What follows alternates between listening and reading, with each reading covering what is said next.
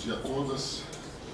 Uma satisfação tê-los aqui no auditório do Ministério Público para esse evento da área da juventude e preocupação sempre nacional. Eu quero inicialmente me desculpar com todos pelo horário, porque pela primeira vez nós estamos fazendo uma transmissão online aqui com a Procuradoria-Geral da Justiça, que nos possibilitou essa oportunidade de que os colegas do interior também possam assistir e possam participar, mesmo não estando aqui presente com a gente.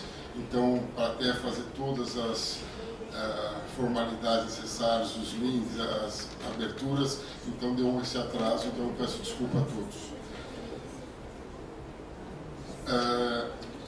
Chamando já à mesa os nossos palestrantes, o Dr. Fábio Barbosa Ribas Júnior, uma satisfação em tê-lo aqui.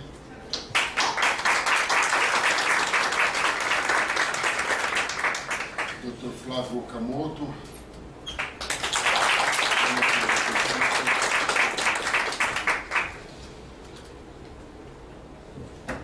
Eu queria agradecer também o trabalho que é feito pelo Centro de Apoio a Fernanda Beatriz, que coordena a área da infância e juventude, com o trabalho também de grande ajuda na coordenação da Fátima, do Brechani, que faz com que a coordenação do geral do civil, das promotorias civis do Estado de São Paulo, tenha uma facilidade de transmitir, de rediscutir sempre questões ligadas à área da infância, de outras áreas, mas nessa especificamente a dedicação dos três é uma coisa muito importante, então faço questão de ressaltar.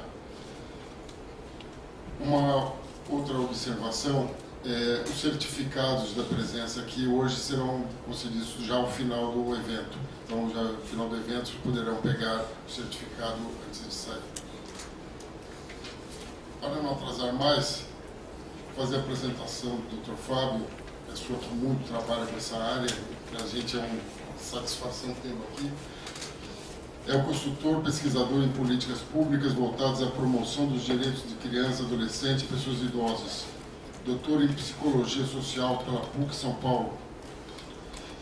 Sócio-diretor da Pratem Educação e Desenvolvimento Social, empresa de consultoria especializada no planejamento, desenvolvimento e avaliação de programas e projetos de investimento social realizados em parceria entre órgãos públicos, empresas, organizações da sociedade civil e conselhos municipais de políticas públicas.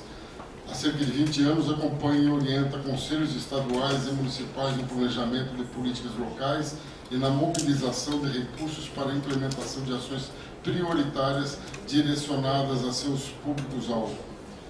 Foi superintendente do Grupo do Instituto de Fundação e Empresas, GIF, na etapa de criação desta entidade.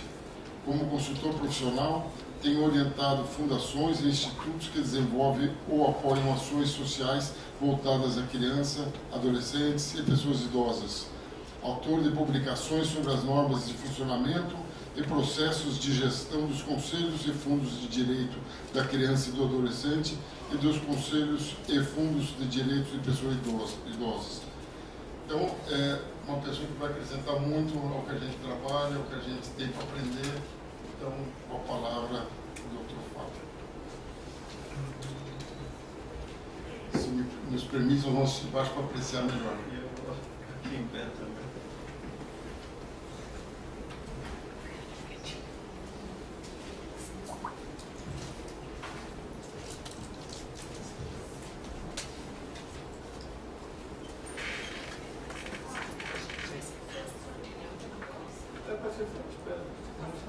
Eu só vou abrir aqui a apresentação.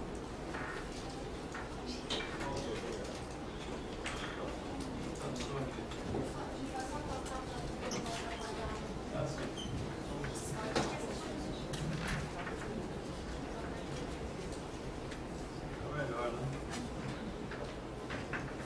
Vocês estão me ouvindo bem ou é melhor pegar o microfone? Isso, pega o microfone. Melhor o microfone. Bom, primeiramente, muito obrigado pelo convite. Eu tenho aqui a oportunidade de compartilhar com vocês tanto o que a gente sabe quanto as nossas dúvidas, né? Porque esse tema é um tema vasto, ele é muito amplo, muito atual, muito relevante. Né? Então, muito obrigado e espero poder contribuir com a reflexão e contem sempre com a minha participação voluntária nesse tema. Bem, então, esse tema nosso é o papel dos conselhos dos direitos da criança e do adolescente na gestão dos fundos municipais. Eu já tinha comentado, mas eu vou novamente colocar. Eu acho que esse é um tema assim, da maior relevância no momento, não apenas porque nós estamos falando de direitos da criança e do adolescente, mas porque estamos falando de um mecanismo que são os conselhos de políticas públicas. Né? Estamos falando também de uma conta pública, os fundos municipais, que são exemplos do que há de mais relevante hoje na discussão da realidade brasileira, da situação da nossa democracia, do nosso Estado e das políticas públicas. Né? Conselhos têm a ver com como fazer acontecer as coisas a partir de um Estado que se amplia para funcionar com os conselhos. E os fundos são um exemplo também de como deve ser gerido o recurso público. Não é? Então, o tema não poderia ser mais importante. Eu acho até que ele extrapola em importância a esfera específica dos direitos da criança e do adolescente, porque ele é um exemplo de gestão pública e de formas e processos que devem ser empregados para gerir políticas e recursos públicos. Né? Então vamos lá, eu fiz aqui uma apresentação, vamos seguir alguns pontos. Né? Então a primeira coisa, eu queria dizer para vocês, eu vou tentar abordar os conselhos, os significados, os desafios da sua atuação. Por trás disso, evidentemente, temos todo o marco legal. Mais à frente, o Dr. Flávio vai explorar mais a questão do fundo e suas dimensões de funcionamento, né, Flávio? Então eu vou procurar, na verdade, refletir sobre, junto com vocês, sobre a condição dos conselhos no Brasil, né, qual o seu papel, por que é que eles eventualmente não estão conseguindo cumprir esse papel e quais os caminhos para que possa cumprir. Então é uma reflexão mais ampla do que algo estritamente ligado à normativa que está posta na legislação. Evidentemente que essa normativa é nosso plano de fundo, é a nossa sustentação, mas a partir daí vamos pensar um pouco na realidade, o que acontece nas cidades, nesse país amplo e tão diverso e que vive um momento tão crítico da sua própria democracia. Né? Muito bem. Então, quando a gente olha o Estatuto, isso aqui é alguma coisa que vem há algum tempo, já foi colocada, né? Assim, os três grandes avanços que o Estatuto nos trouxe.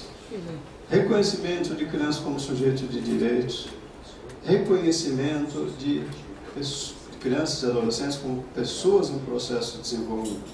Esses dois fundamentos são fundamentos básicos. Mas tem este terceiro, né, que foi assim, um grande avanço a partir do Estatuto, que é a proposição de um novo modo de gestão. Então, eu estou acentuando ali, não é? Esse novo modo de gestão baseado em conselhos gestores e fundos especiais, não é?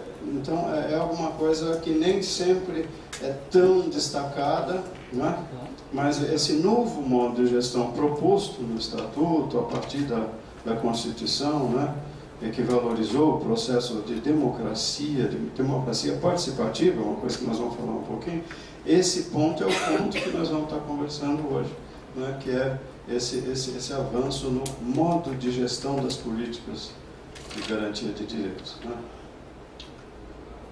Então, qual que é o conceito? Né? Vocês sabem que no Brasil nós temos dezenas de conselhos. Né? Não há quase nenhuma área de política setorial que não tenha o seu conselho. O Conselho da Saúde, o Conselho da Educação, o Conselho da Juventude, o Conselho da Mulher, da Pessoa com Deficiência, da Criança e do Adolescente.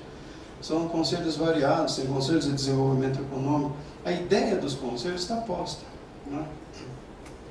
Ela está posta, né? E qual que é o conceito? Uma coisa é o conceito, outra coisa é como é que a coisa tem se concretizado ou não. Mas o conceito conselho é um mecanismo de democracia participativa. Então, eu estou, digamos assim, indo para o arco maior que fundamenta o trabalho dos conselhos. Queria, nem que seja rapidamente, passar um pouco por isso, que eu acho que é o tema de fundo essencial, né? Nós somos um Estado democrático de direito, nós somos uma democracia representativa. Conselhos são democracia avançada, participativa, ou seja, o Estado se amplia para receber a participação da sociedade civil em processo de deliberação, né? Então não se trata apenas do nosso representante tomando decisões dos poderes constituídos. É um pouquinho mais, é avançar, é ter uma participação ampliada da sociedade civil em conselhos gestores, né, de políticas públicas, né? Esse é um mecanismo que, em funcionando, promoveria uma coisa que hoje no Brasil é fundamental, ajudaria a promover, não garantiria, mas ajudaria a promover mais qualidade e transparência nas decisões e na gestão dos recursos. Então a ideia de fundo é essa: se conselhos funcionarem, tal como a lei prevê e como o seu conceito sociológico, até sociopolítico prevê, eles seriam instrumentos que fortaleceriam a nossa democracia, promoveriam o avanço e a qualidade das políticas, dos recursos, tema que não preciso nem falar da importância que nós temos hoje. Tal foi a constatação de como é que essa gestão não era tão transparente, não é transparente. Eu não preciso falar isso aí, não vamos. Todo mundo está ligado hoje nisso, né? Aonde isso vai caminhar? Mas se os conselhos funcionarem como o conceito prevê, é de se esperar que esse avanço pudesse acontecer. Quando nós vamos aí, então, olhar a definição dos conselhos no Estatuto, destaquei ali o artigo 88, muito conhecido, está lá: órgãos deliberativos e controladores das ações em todos os níveis, né? Assegurada a participação popular paritária, por meio de organizações representativas da sociedade civil. Então nós sabemos que os conselhos, pela lei, eles têm metade dos seus membros do Poder Executivo, né? Há alguns conselhos que você encontra membros que não são só do Poder Executivo, são do Poder Público, mas não são do Poder Executivo Municipal. Por exemplo, eu já vi vários conselhos que tinham representante do órgão de segurança estadual, do conselho, ou mesmo da área jurídica. Pela legislação. Não há nenhum problema em participação, né? O conselho tem que ser um espaço de mobilização, diálogo. Quanto mais contato, diálogo e relacionamento ele tiver com todas as instâncias do sistema de garantia de direitos, melhor. Porque já que ele é um mecanismo de democracia participativa, ele não pode se fechar. Ele tem que se abrir, ele tem que buscar vínculos, diálogo, relacionamento. Porém, na sua constituição formal, naquilo que a lei de criação do Conselho estabelece e naquilo que o seu próprio regimento define, ele deveria ser paritário: Poder Executivo, sociedade civil. A representação do Poder Executivo é mais ou menos, é mais diretamente compreensível, porque são aqueles secretarias municipais, né, que são fundamentais para que essas políticas aconteçam. E quais são elas? Quase que deveria dizer todas, né? Embora na maioria dos conselhos você vai encontrar a assistência social com uma força muito grande. Há até um equívoco em muitos lugares: tem gente que vê o conselho como uma espécie de braço da Secretaria de Assistência Social, quando não é para ser assim. É evidente que a assistência social é importante. Muitos problemas, violências, violações de direitos acontecem e estão muito ligadas à esfera da proteção especial, as violências que a Secretaria de Assistência tem que olhar. Mas, evidentemente, educação e saúde são importantes, transportes também seria, meio ambiente também, finanças, porque, afinal, o Conselho é gestor de um fundo, ele tem que prever formas de planejar o uso de recursos e assim por diante, né? Então, do lado da metade, nós estamos falando de paridade entre Poder Executivo e sociedade civil, a indicação que vem, então, do chefe do Executivo, o prefeito, deveria tender a ser aquela de apontar os seus representantes das políticas importantes para a criança, na minha opinião, todos praticamente são, né? Então, aquela presença bem representada. Sabemos que em muitas cidades, né, essa indicação acontece, porque afinal tem que acontecer, representantes têm que estar ali, mas é muito comum a queixa de que não há tanta participação, essa representação não acontece como deveria. Do lado da sociedade civil vem um grande desafio, né? Os representantes da sociedade civil representam, segundo o que está posto na própria legislação, representam a sociedade civil, né? Às vezes acontece que esses representantes, porque eles, na sua ampla maioria, são de organizações de atendimento de crianças e adolescentes, têm importante experiência com o tema, etc., né?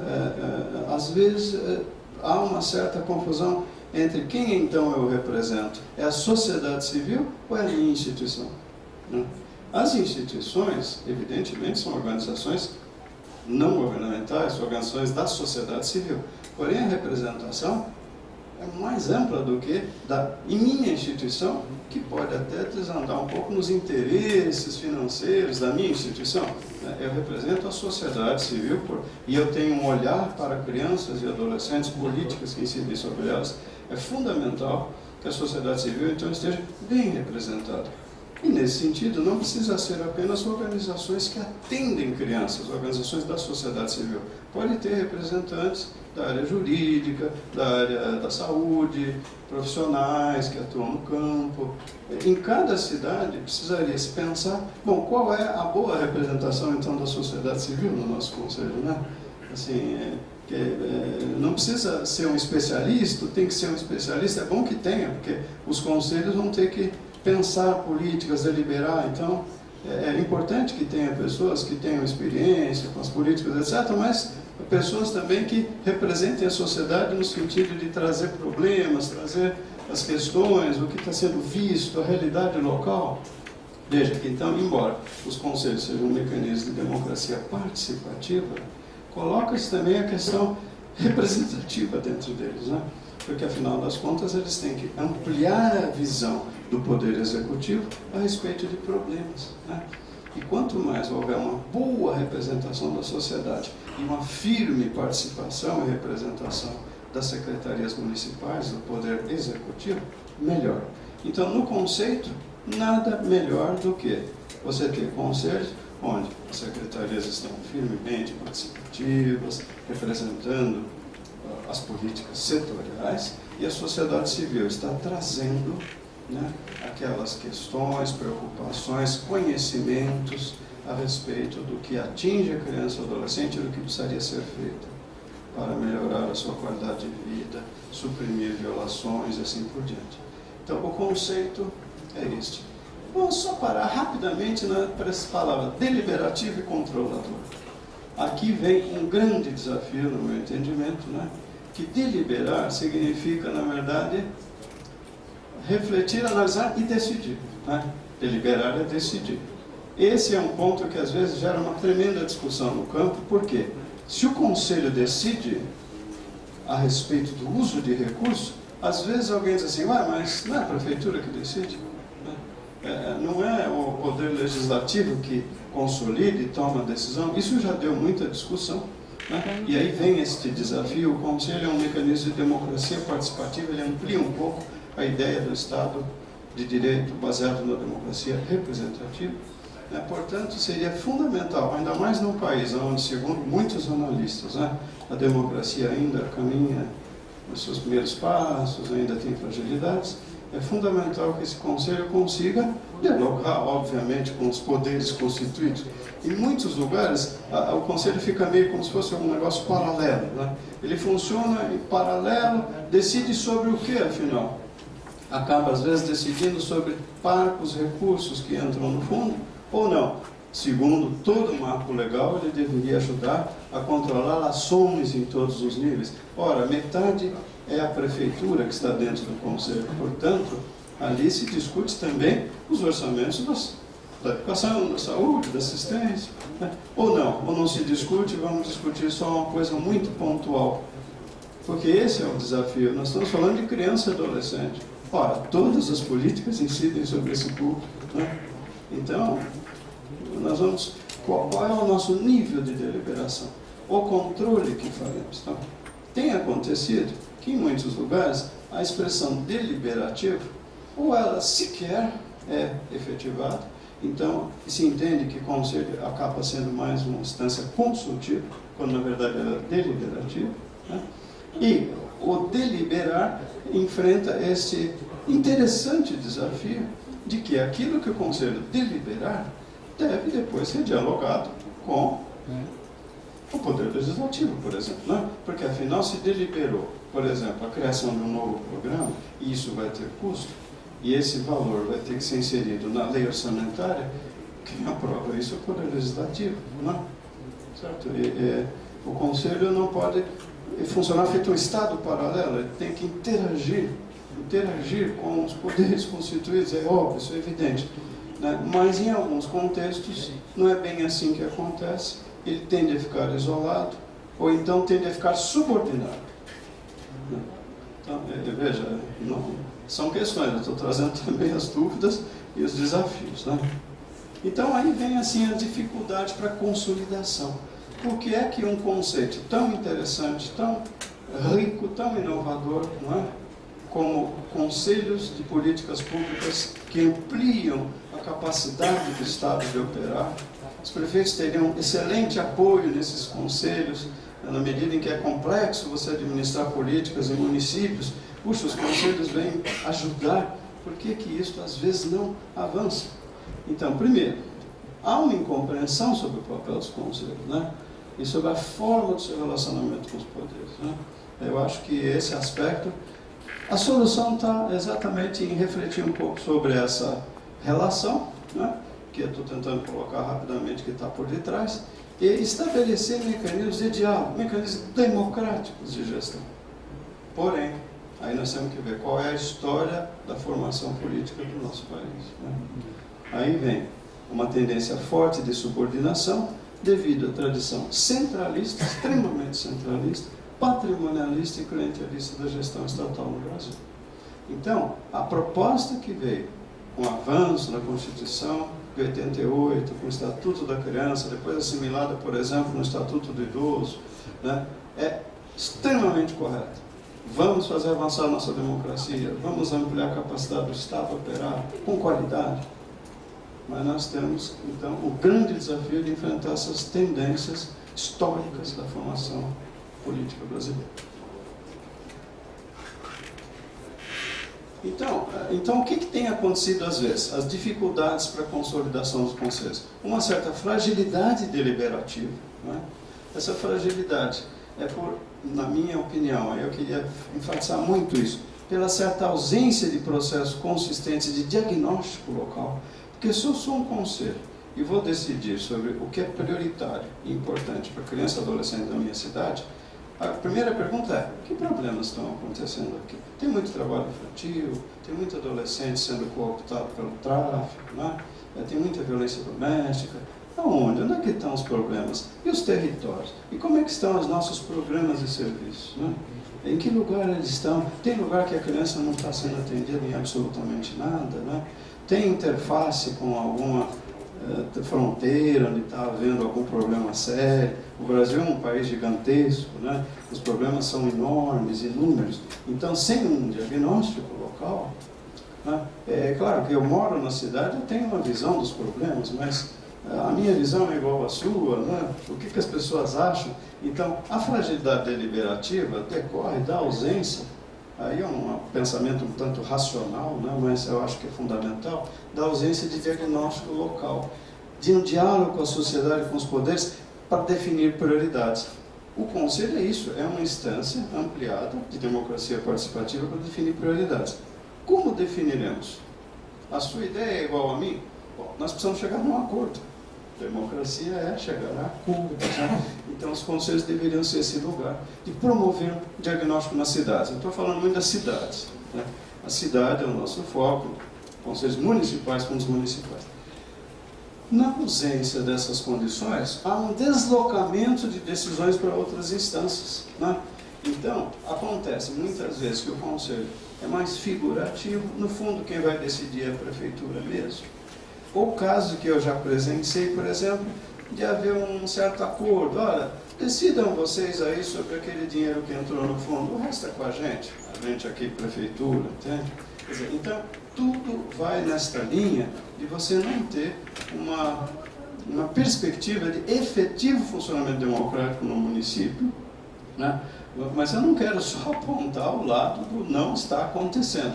Eu já tenho presenciado municípios onde os prefeitos valorizam e respeitam os conselhos, né? A gente está aqui até como representante da Fundação Abrinq, né, que tem o prefeito amigo da criança, aquele programa, né, que um dos critérios que valorizam o reconhecimento daquele prefeito é ele dizer: conselhos são importantes, eu preciso fortalecer o meu conselho, senão como é que eu vou definir as políticas? Não, o meu pessoal está aqui, assistência, educação, saúde, transporte, mas vamos ouvir a sociedade civil. Se prefeitos tiverem essa cultura democrática de gestão, metade do problema já começou a ser superado, né? Então, aí voltamos, nós somos uma democracia representativa, vamos eleger prefeitos com postura democrática?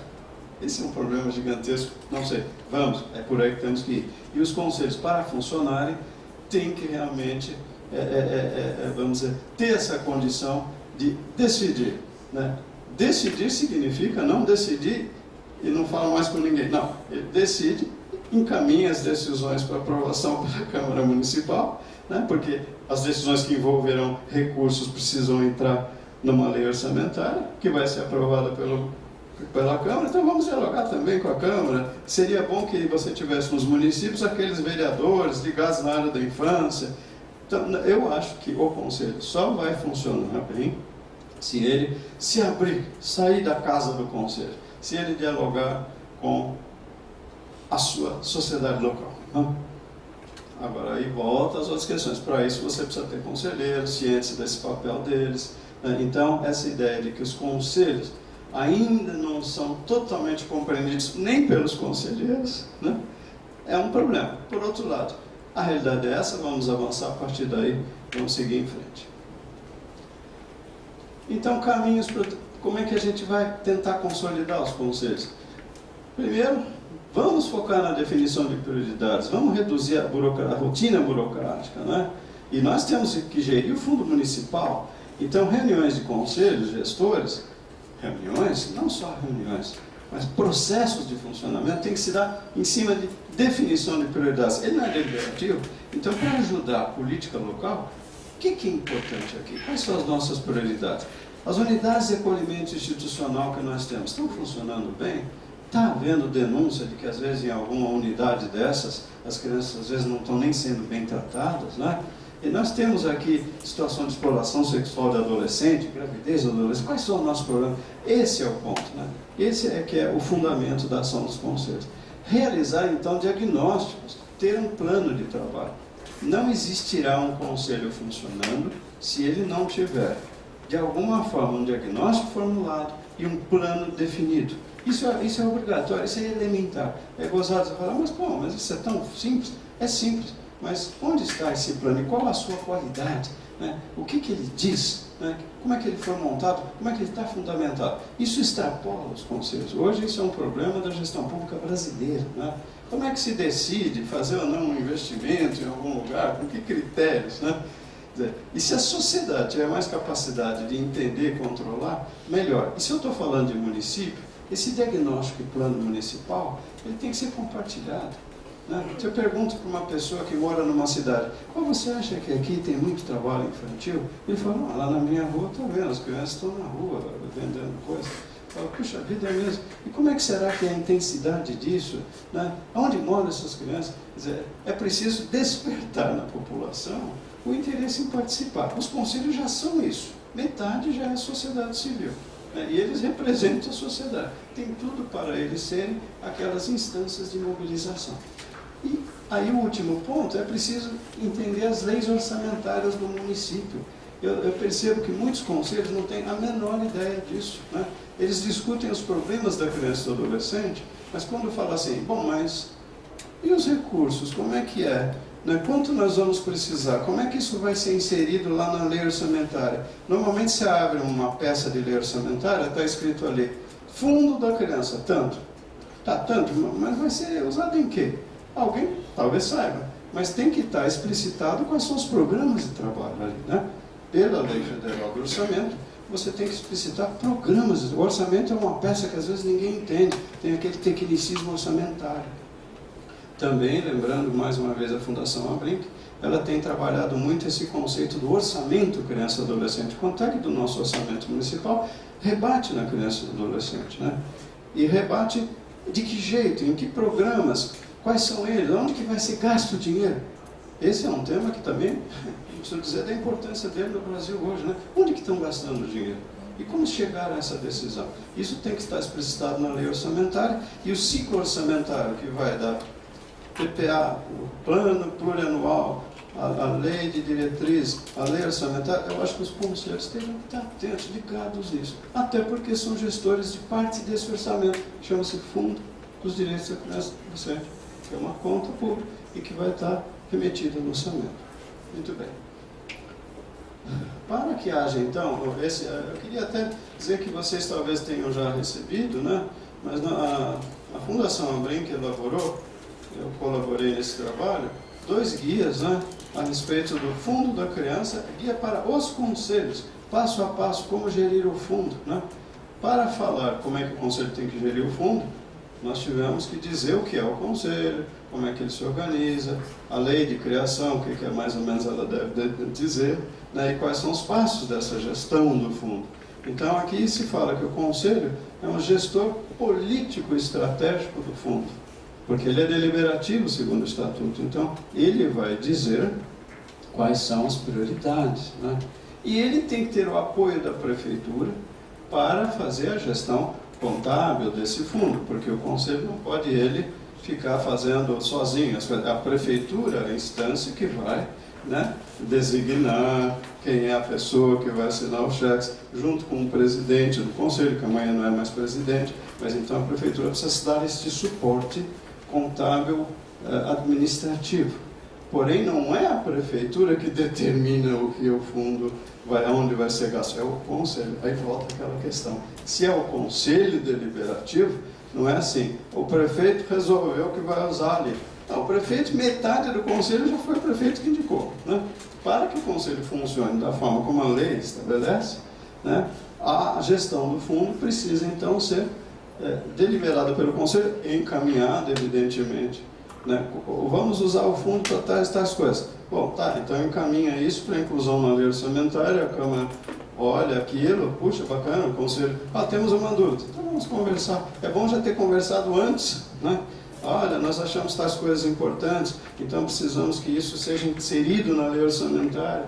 A nossa previsão de entrada no fundo é tanto, né? Aí, daqui a pouco, inclusive o professor Flávio vai falar, a gestão do fundo não é tão simples, porque ela é uma conta instável, a sua principal fonte de receita são doações de pessoas jurídicas ou pessoas físicas, mas pode vir também recursos de outras fontes, enfim, aí vem o desafio da gestão do fundo. Mas, então, para uma gestão proativa, que não é aquela que só fica esperando o dinheiro chegar no fundo, né, tem que haver aquilo que eu já tinha dito, né, prioridades definidas, previsão de valores, porque se eu sou gestor de uma conta pública, projetos para criança e adolescente, eu tenho que ter um plano e dizer assim, nós precisamos aqui fortalecer as unidades de acolhimento institucional. Tá, nós vamos criar mais, quanto custaria uma unidade dessa? Veja, elementos de planejamento. Não é possível deliberar sem ter elementos e sem ter um plano, né? Eu preciso ampliar os programas de educação integral, porque senão as crianças vão invadir da escola, né? Ou vão participar disso, a assistência social, algumas ONGs, certo? E quantos recursos nós vamos precisar para isso, né? Porque dizer isso é bom, mas precisa ir um pouco mais além, ter um plano, né, financeiro, inclusive, quanto é que nós vamos precisar. Para isso é preciso compreender o que é o fundo, porque o fundo é aquela conta que o conselho administra, embora ele não precise ficar só discutindo o fundo, se ele é conselho da criança e adolescente, ele pode dialogar com as outras políticas, os seus orçamentos, como é que compõe com o fundo, eu penso que isso seria muito bom, né? Mas ele tem que entender bem no fundo, e aí vem aquela questão importante, ele pode e deve mobilizar recursos para o fundo. O fundo da criança, assim como o fundo do idoso, eles têm essa característica interessante. Podem receber doações da sociedade, né? Aliás, essa é a principal fonte de recurso desse fundo, não é? Se é assim, vamos mobilizar. A sociedade pode participar. Se ela entender melhor, ela pode participar melhor. Muito bem. Para realizar os diagnósticos, aqui eu apenas estou colocando o seguinte. É difícil fazer um diagnóstico. Tem caminho, o conselho ele pode fazer, ele não precisa ficar só contratando consultoria para isso, até porque senão ele entrega, ele terceiriza uma função, né? Mas tem, esse é um deles, um guia para diagnóstico e formulação da política municipal, né? Esse guia está disponível, qualquer conselho pode usá-lo, e eu já acompanhei dezenas de conselhos que usaram, dezenas de conselhos. Havia até um projeto do Banco Santander que estimulava os conselhos a perguntava, vocês acham importante o diagnóstico? Nós achamos. Então, ok, então vocês querem recursos para, no fundo, para fazer um diagnóstico? Queremos. Fazem, fizeram. Quem faz se fortalece, passa a poder exercer melhor o seu papel. Aqui eu trago um exemplo, olha. Esses exemplos aqui são 3 exemplos.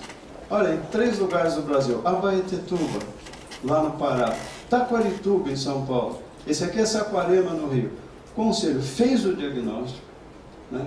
Montou as suas prioridades, fez um plano, publicou isso na cidade. Quando publicou, todo mundo, olha, o conselho fez aqui um diagnóstico, ele tem um plano. Está publicado, inclusive. Isso torna o conselho conhecido, valorizado. Ele passa a saber melhor o que é que tem que ser feito, né? Fez uma diferença gigantesca para aqueles municípios que, ao fazerem isso, começaram efetivamente a atuar conforme a legislação define. Quando, então, um bom diagnóstico acontece, eu estou batendo nessa tecla porque isso, para mim, sem isso não tem conselho, porque senão o conselho fica uma coisa assim, um pensa uma coisa, outro pensa outro, debate para lá, debate para cá, quando ele precisa ajudar o Estado a funcionar, então definir prioridade, dizer para onde tem que ir o recurso. Bons diagnósticos vão identificar problemas, vão identificar potencialidades, vão fazer uma análise territorial. Aqui a gente chega, acho que é no desafio da política em todas as áreas. Bons planos. O que são bons planos? Planos debatidos, fundados em informação, em boas informações, né? Os municípios não atuam com bom trabalho de levantamento e análise de informação, né?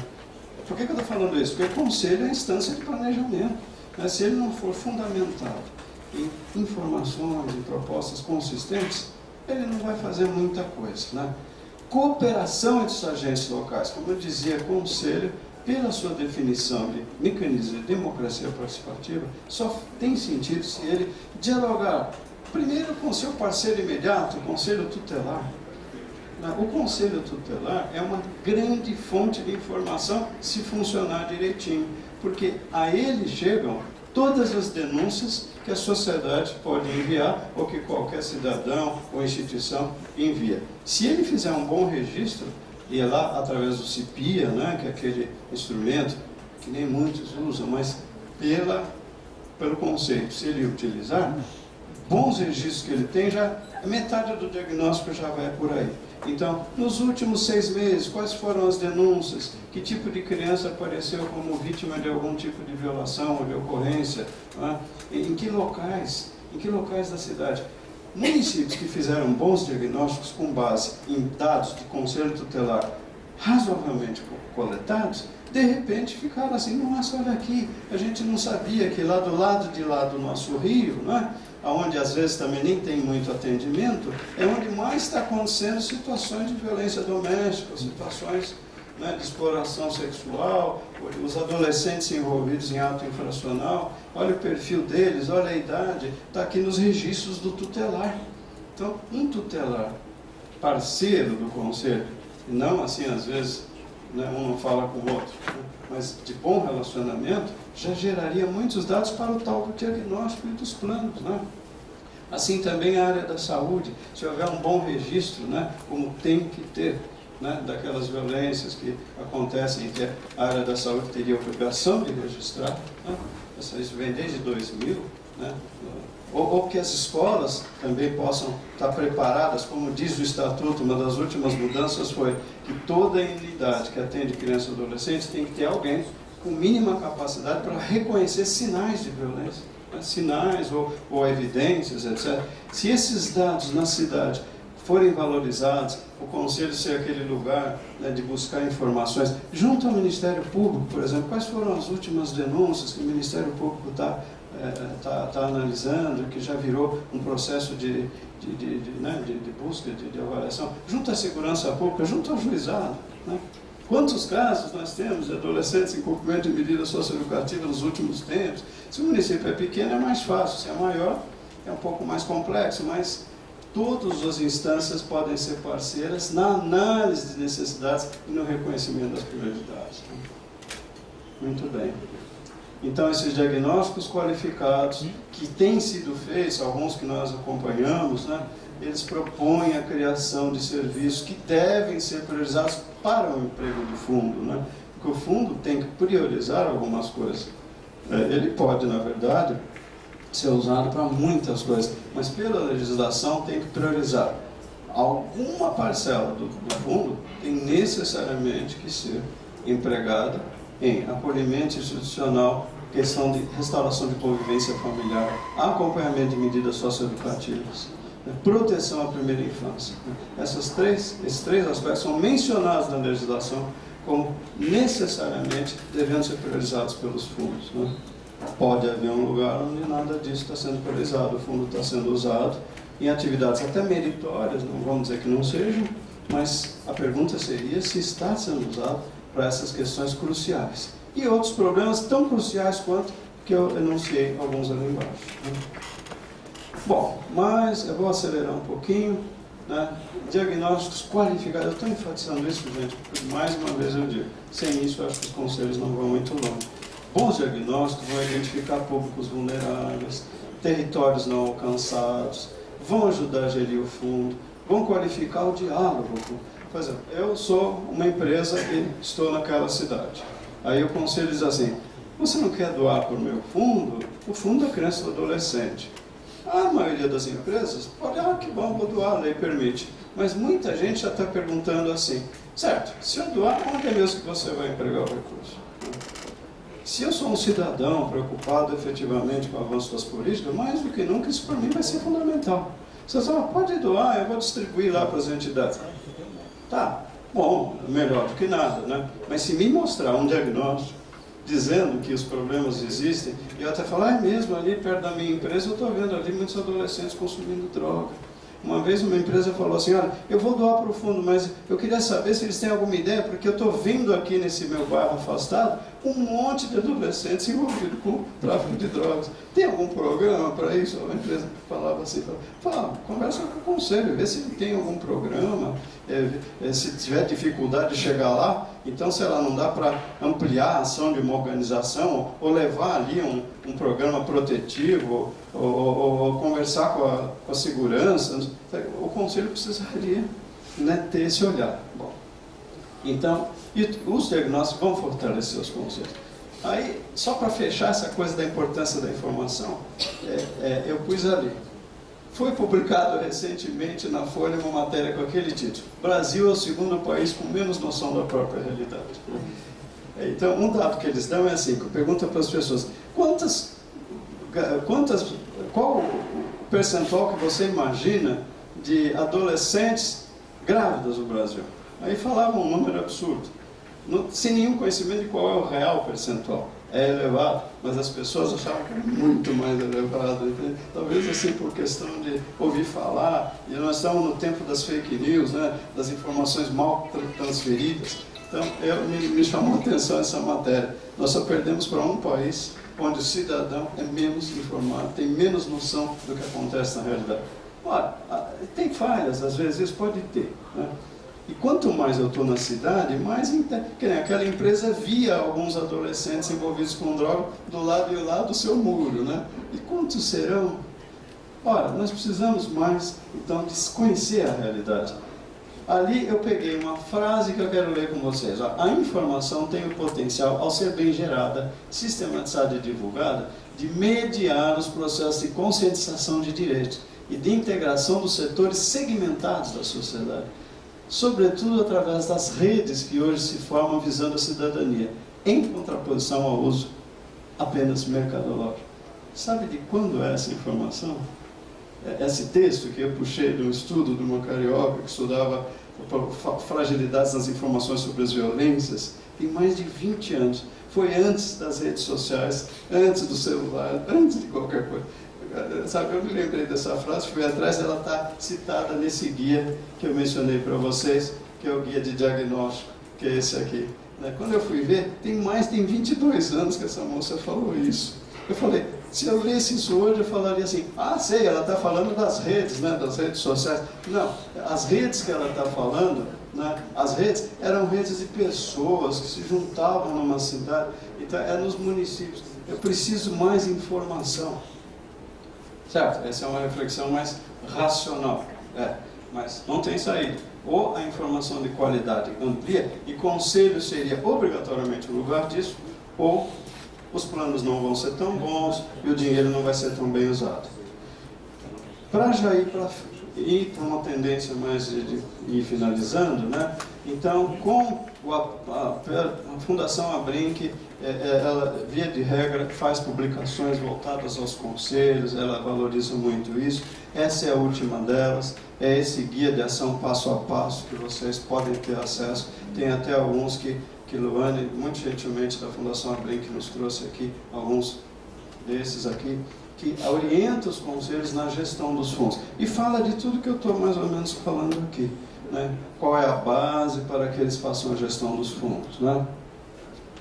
Então, o que é o fundo? O que o guia diz sobre o fundo? O fundo, eu aqui não vou dizer, porque o professor Flávio vai detalhar. O que eu queria aqui refletir com vocês é sobre um sentido que eu vejo no fundo, mais amplo. Eu gosto muito da expressão. A legislação que regula o fundo estimula a cidadania tributária. Por que é isso? Porque o fundo, eu como cidadão, posso doar, podendo ou não deduzir do meu imposto devido. Ora, olha que interessante. Eu posso dizer aonde vai ser gasto uma parte do meu imposto. Imagina se todo mundo pudesse fazer isso, então seria quase impossível, Mas eu posso dizer, não, este vai para o fundo da criança. Lá eles vão ter programas para melhorar a condição das crianças e adolescentes. E eu ainda mais pensei, se eu doar, onde mesmo vai usar? Você tem um diagnóstico? Então ele estimula a cidadania tributária. Não é pagar imposto, como o nome já diz, porque é imposto. É imposto, eu tenho que pagar, senão... Embora a sonegação seja brutal, mas tudo bem, vai. Mas então estimula a cidadania. Se o conselho tem essa compreensão, nossa, ele pode dizer, olha, está aqui, abriu a janelinha. Nós estamos podendo discutir e dizer há uma parte do nosso imposto aonde vai ser gasto. E se você doar, também nós podemos, você não está nem aí com o imposto, você doou do seu bolso, ou porque você não pode deduzir, sei lá por quê, mas nós podemos conversar onde esse dinheiro vai ser gasto. Se é imposto, nem se fala. Ao doar aos fundos, o contribuinte participa da decisão. A doação favorece, então, o envolvimento do cidadão com a questão do controle do gasto. Eu estou tentando fazer uma reflexão, digamos, altamente otimista aqui, e assim, dizer, nossa, mas porque você fala de imposto para o brasileiro, ele diz assim, nem me fala disso. Outro dia eu estava numa mesa com os amigos e falei, sabia que vocês podem doar para o fundo da criança e do adolescente, para o fundo do idoso? É do seu imposto devido. Um amigo falou assim, para com essa conversa de imposto, eu não quero nem ouvir falar disso. Quer dizer, muita gente, não vamos usar direito o nosso dinheiro. Então, mas aqui não, aqui você pode, embora seja uma esfera pequena, proporcionalmente, você pode discutir, falar, não, cara, você aí tentei explicar.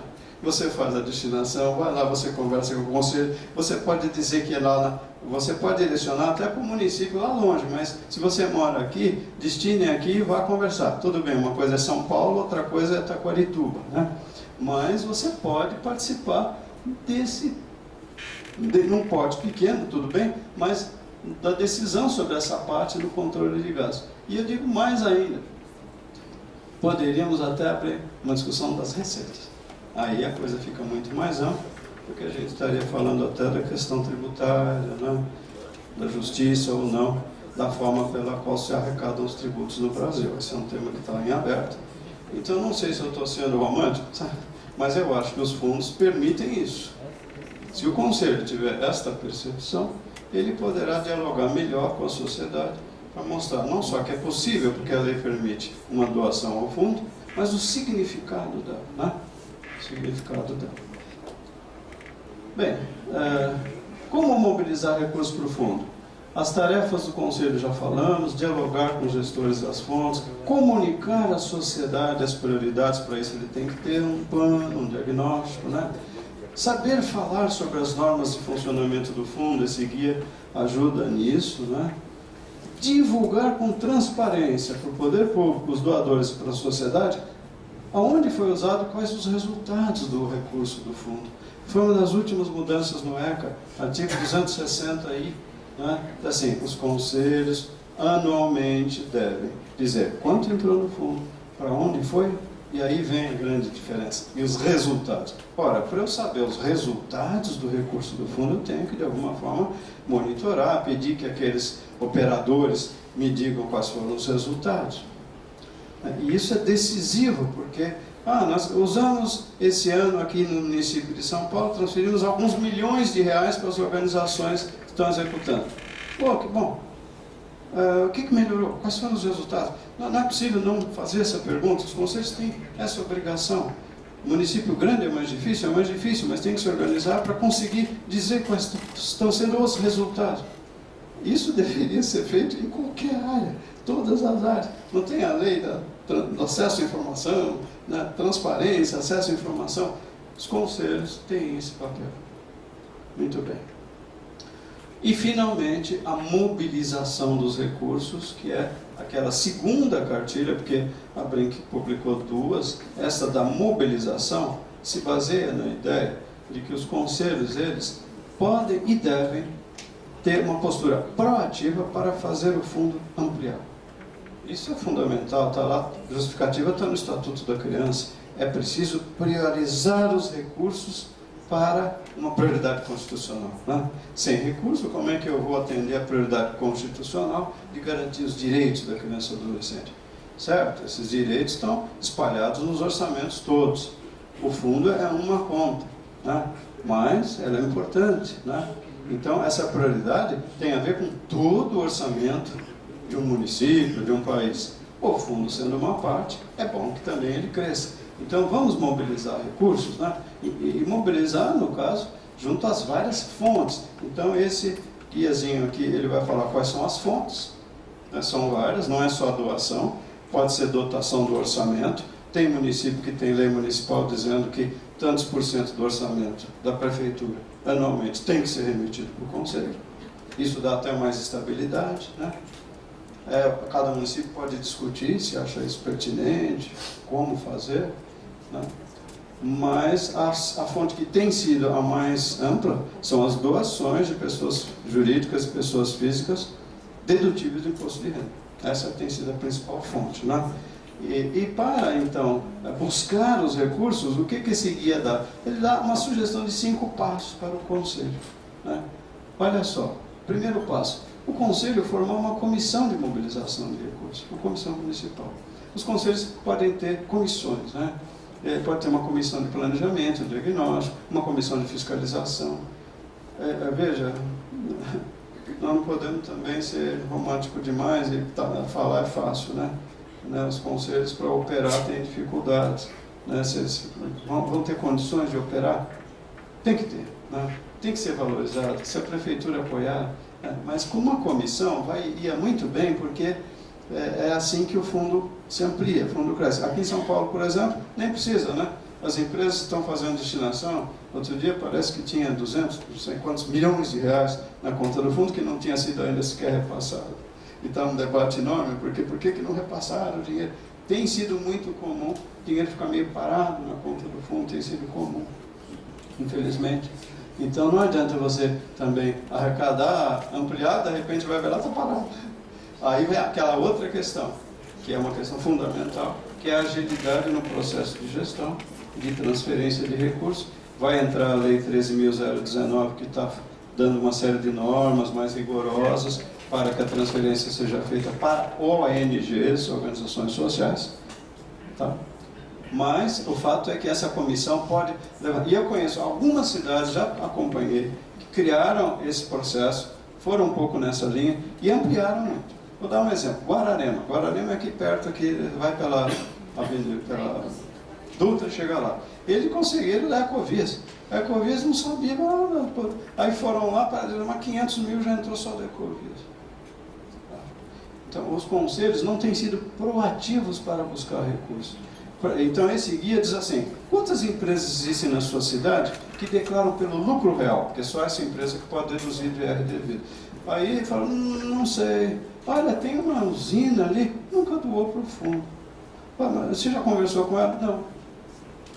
Então, o pessoal mais reativo, fica esperando o dinheiro cair no fundo. Quando se for proativo, vamos mapear quais são as empresas que podem destinar. E os cidadãos? Olha, aquela empresa tem tantos funcionários, eles declaram pelo modelo completo, algum deve ser. E os contadores podem nos ajudar, não podem?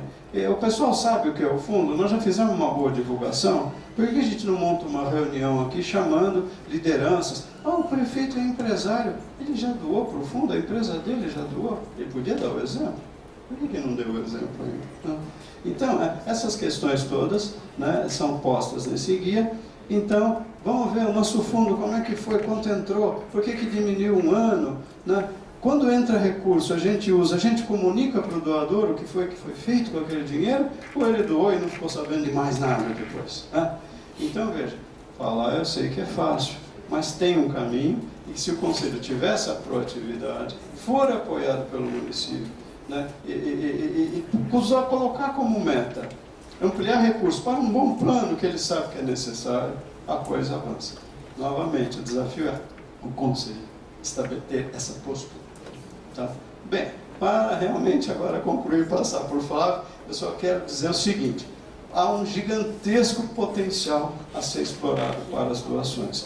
No caso da pessoa jurídica, o dado é de 2012, com a crise pode ter mudado, mas não tanto assim, e agora vai começar talvez a melhorar de novo. Olha, só 28% do que poderia ter sido destinado foi destinado em 2012 pelas pessoas jurídicas, certo? Olha só, a arrecadação total 108 bi nesse ano, 804 era um pouco menos de 1%, pela lei é 1% de IR devido, mas pelos dados que eu tinha da Receita, isso aqui é um pouco menos de 1%, deve ser por algumas razões aí tributárias, não sei bem.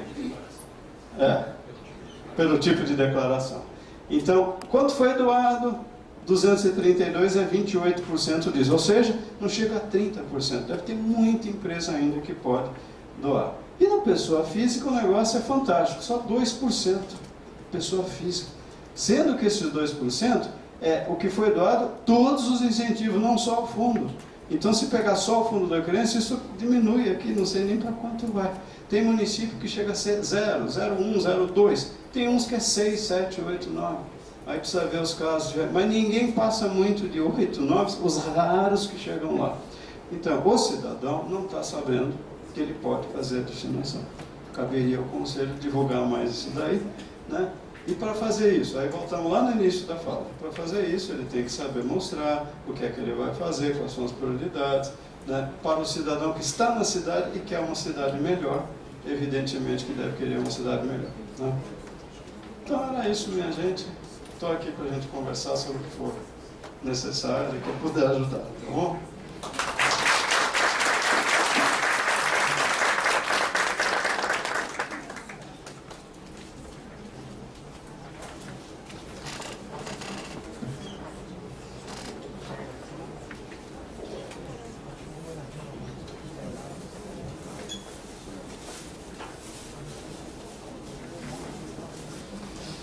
Bom, agradecendo ao professor Fábio as lições aí, os acréscimos que nos foram trazidos para esse trabalho junto aos fundos. Nós vamos dar agora 10 minutos de intervalo, por gentileza, cumpram os 10 minutos para a gente retomar logo na sequência com o Dr. Flávio.